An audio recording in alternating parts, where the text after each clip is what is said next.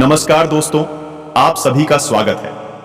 आज मैं आपको हीरे और कांच से जुड़ी रोचक और प्रेरणादायी कहानी बताने जा रहा हूं। आप इस स्टोरी को ध्यान से सुनना, इसमें आप ही के लिए एक सीख छिपी हुई है। तो चलिए अब आपका ज्यादा वक्त ना लेते हुए काम की बात करते हैं। एक समय की बात है, एक बार राजा का दरबार लगा हुआ था, लेकिन दरबार धूप में लगा हुआ था। क्योंकि सर्दियों के दिन थे तो अक्सर राजा की चौपाल वहीं लगा करती थी। राजा लोगों की अपील सुन रहा था और सब कुछ ठीक ठाक चल रहा था।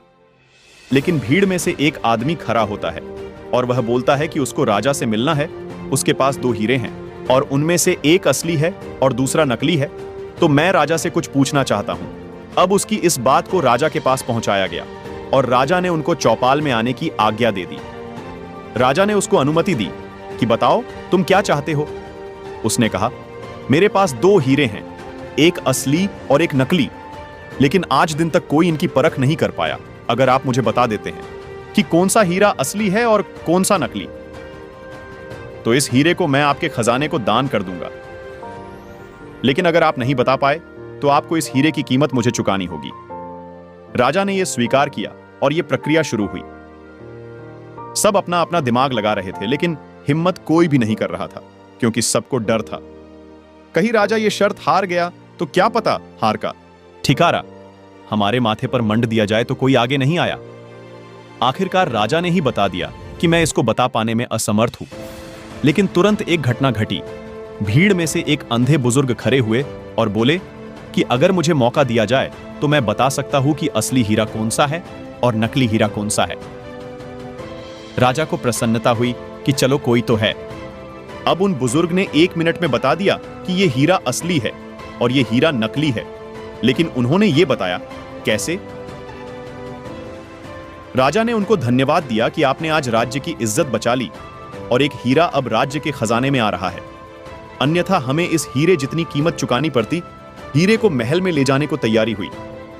लेकिन उससे पहले राजा ने उन बुजुर्ग से निवेदन किया और पूछा कि आप ये तो बताइए कि आपने इस हीरे को पहचाना कैसे, जबकि आप तो देख पाने में भी सक्षम नहीं हैं, और जो देख पाने में सक्षम थे वो जवाब नहीं दे पाए। अब बुजुर्ग की बात ध्यान से सुनना। उन्होंने कहा कि यह पता लगा पाना आसान था, क्योंकि जो असली हीरा था वो ठंडा था और नकली हीरा गर्म था। धूप की वजह से जो हीरा गर्म हो गया, मतलब वो कांच से बना हुआ था, और जो असली हीरा था वो धूप में भी शांत रहा, यानी ठंडा रहा। यही तो खासियत है हीरे की। दोस्तों, हम भी तो कभी कभी इतने गर्म हो जाते हैं कि हमारे रिश्ते खराब हो जाते हैं, लेकिन हमें हीरे जैसा स्वभाव रखना चाहिए। परिस्थितियां चाहे कैसी भी हो, अगर हम ठंडे रहेंगे तो इससे हमारा ही फायदा है। कुल मिला के बात यही है, हीरा बनिए कांच नहीं। आपको यह कहानी कैसी लगी जरूर बताइए, और इससे आप पर क्या प्रभाव पड़ा। ज्यादा अच्छी लगी हो तो अपने चित्त परिचितों के साथ शेयर करिए। आपका अमूल्य समय देने के लिए और इस कहानी को सुनने के लिए आपका दिल से शुक्रिया।